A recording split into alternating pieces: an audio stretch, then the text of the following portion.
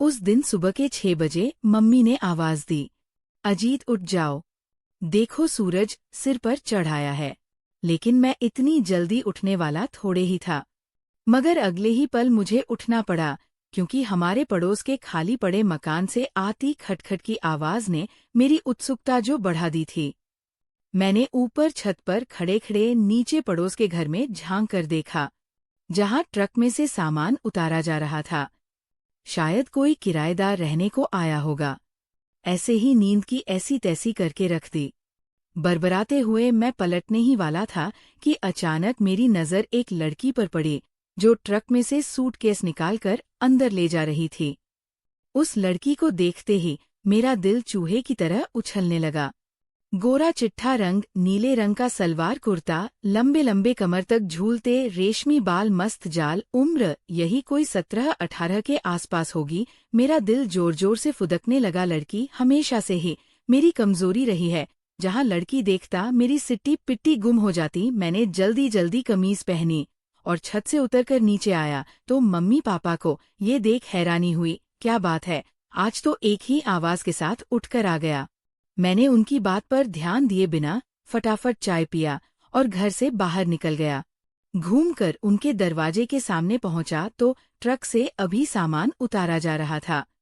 लाख कोशिश के बावजूद वह लड़की मुझे दिखाई ना दी। मैं कुछ देर तक वहां यूं ही खड़ा रहा।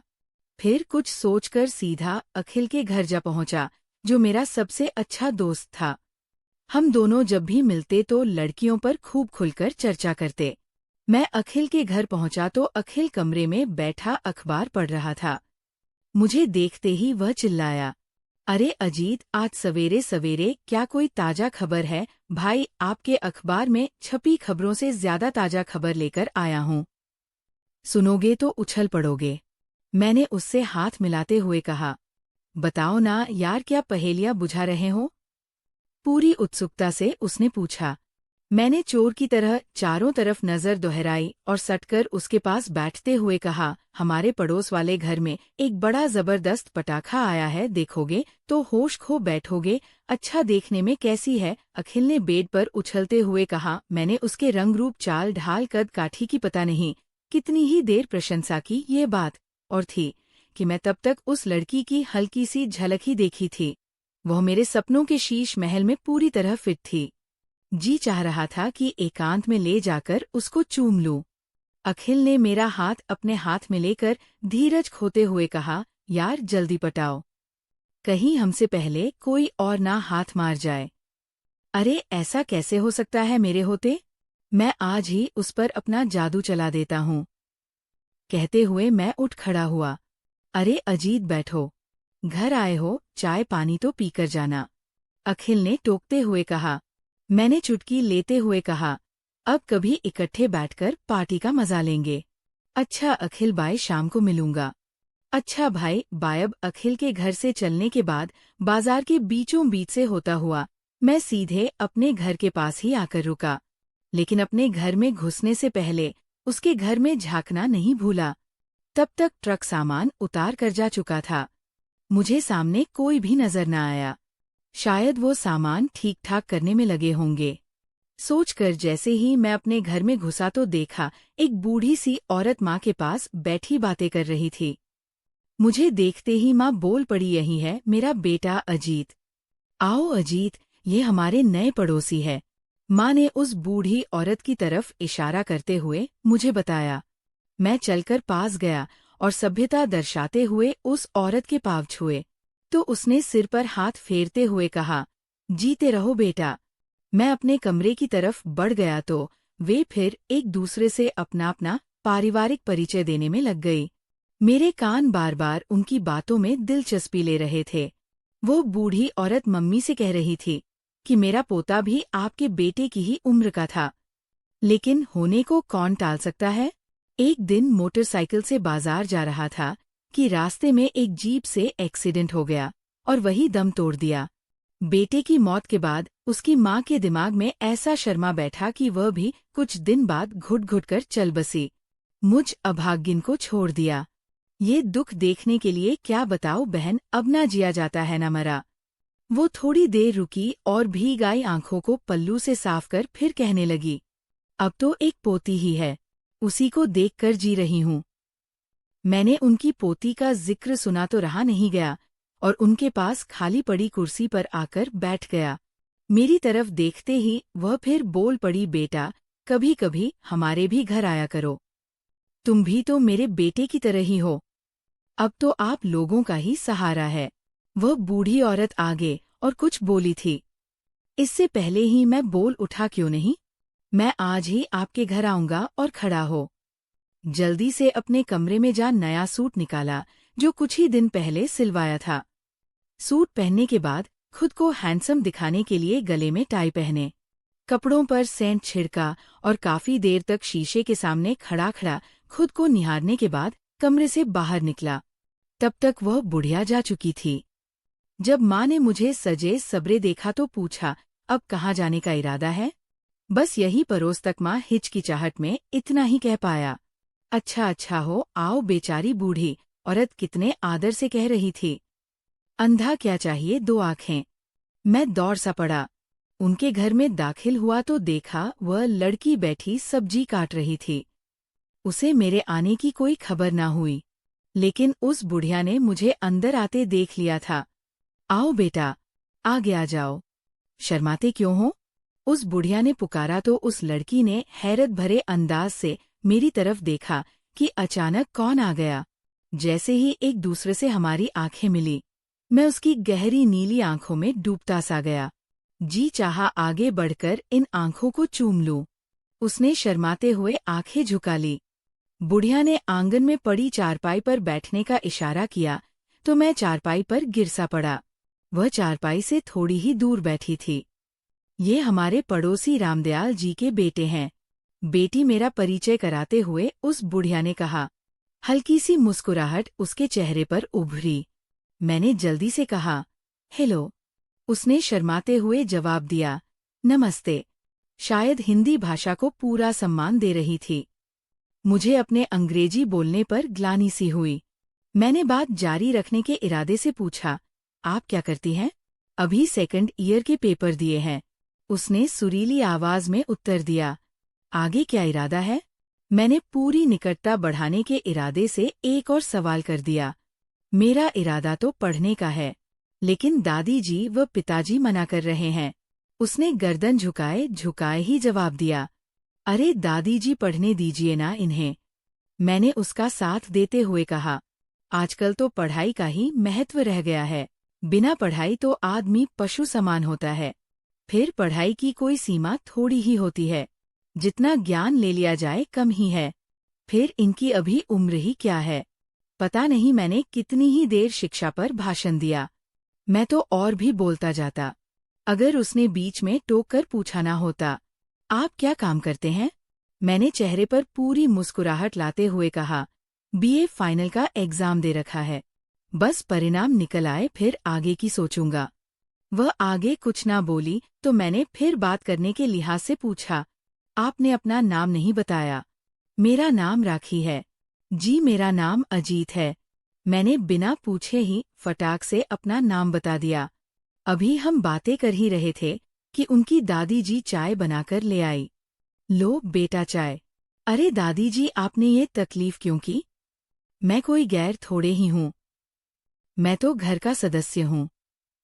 मैंने राखी से पूरी नजदीकी बनाने के इरादे से कहा, अरे फिर क्या हुआ?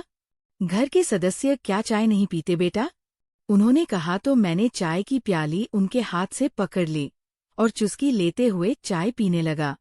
साथ ही राखी को बार बार निहार रहा था। वह मेरे सपनों के शीश महल में पूरी तरह फिट थी। चाय की प्याली खाली कर नीचे रखी तो खड़ा होता हुआ बोला, अच्छा दादी जी, अब चलूंगा। लेकिन मेरा ध्यान राखी पर ही था। अच्छा बेटा, आते जाते रहा करो, तुम्हारा अपना ही घर है। बुढ़िया ने कहा, हाँ हाँ, इसमें क्या शक है। आप भी राखी जी कभी हमारे घर आइए। मैंने उसके चेहरे पर नजर गराते हुए कहा, कभी जरूर आऊंगी। उसने हल्की सी मुस्कुराहट लाते हुए कहा तो मेरा मन झूम उठा। शाम को अखिल से मुलाकात हुई तो सारी कहानी अखिल को बता दी। अखिल ने मेरा हाथ दबाते हुए कहा, भैया तुमने तो आखिर जगह पक्की कर ही ली। कभी हमें भी मिलवाइए उससे। मौका मिला तो मैंने गर्व से उत्तर दिया, लेकिन ध्यान रखना, बदमाशी नहीं चलेगी। कहीं मेरा काम तुम बिगाड़ ना देना। अरे नहीं यार, अखिल हंस पड़ा। मेरी घनिष्ठता राखी के साथ खूब बढ़ गई। कभी वो हमारे घर आती, कभी मैं उनके घर चला जाता।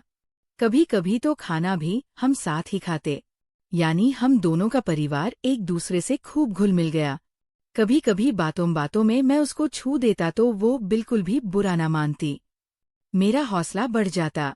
कई बार राखी को मैंने दिल की बात कहनी भी चाही, लेकिन ये सोचकर रुक गया कि कभी अकेली होगी तब कहूंगा। एक दिन राखी के पिताजी व दादी को किसी रिश्तेदार से मिलने दूसरे गांव जाना था।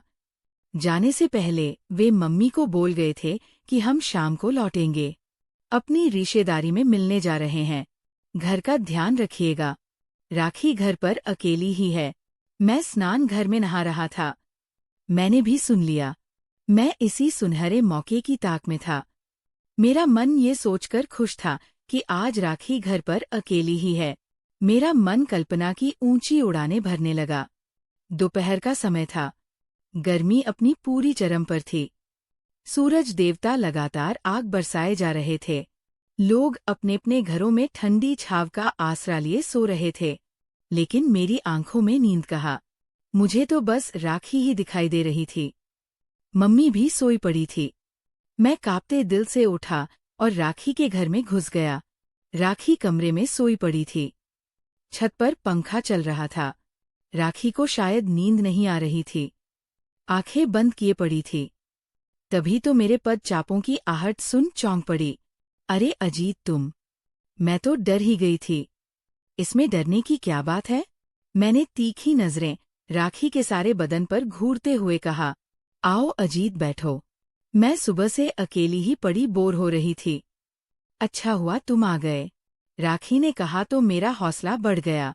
मैं उसी बेड पर बैठ गया जिस पर राखी लेटी हुई थी। राखी ने नीले रंग का गाउन पहन रखा था। वह मुझे आज हमेशा से ज्यादा अच्छी लग रही थी। मेरा मन बेकाबू होने लगा। मेरी आंखों में वासना के लाल डोरे तैरने लगे। मैं एक टक राखी को खा जाने वाली नजरों से देखने लगा। शायद राखी मेरी बिगड़ी नियत को तार गई। तभी तो उसने उठकर बैठते हुए कहा, ऐसे क्या देख रहे हो अजीत? राखी, तुम नहीं जानती मैं तुमसे कितना प्यार करता हूँ। मैंने तुम्हें जिस दिन से देखा है ना नींद आती है ना चैन मिलता है। राखी, आज तो मेरी प्यास बुझा दो। मैंने धीरज खोते हुए कह दिया है। राखी को जैसे बिजली का शॉक लगा। झटके से खड़े होते हुए कहा, अजीत, मैंने ये कभी भी नहीं सोचा था कि तुम इतने गिरे हुए इंसान हो। मैंने तुम में हमेशा अपना अपना खोया हुआ भाई देखा है। हमेशा भाई की तरह प्यार किया है, और तुमने उस प्यार का गलत मतलब निकाल लिया। क्या तुम्हारी नज़र में औरत सिर्फ वासना पूर्ति का ही नाम है? उसमें माँ या बहन का कोई स्थान नहीं। आज तुम जैसे लोगों की वजह से ही भाई बहन का रिश्ता भी बदनाम हो चुका है। आज तक तुम्हें मुझ में सिर्फ वासना ही दिखाई दी है, और इसी उम्मीद के सहारे तुमने मुझसे निकटता बढ़ाई है। तो लो, मेरा जिस्म हाजिर है, कर लो अपनी वासना पूरी। कहते हुए राखी ने गाउन के बटन खोल दिए। मारे शर्म के मैं जमीन में गिरा जा रहा था। मेरी नजरें राखी के सामने उठ नहीं पा रही थी। मरे हुए लहजे में बस मैं इतना ही कह पाया, मुझे क्षमा कर दो राखी, मुझसे भूल हो गई। वासना ने मेरी बुद्धि को भ्रष्ट कर दिया था। राखी अपना गाउन ठीक करते हुए उठकर मेरे पास आई।